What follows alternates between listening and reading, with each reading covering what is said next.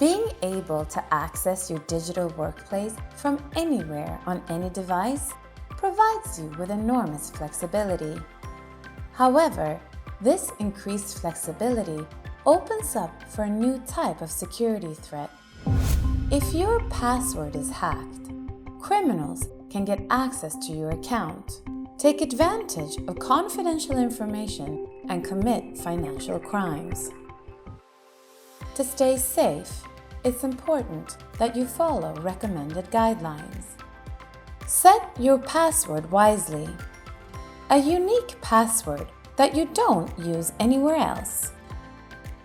Leverage multi-factor authentication enabled by your IT administrator to further protect your account by allowing you to validate your identity. Be observant.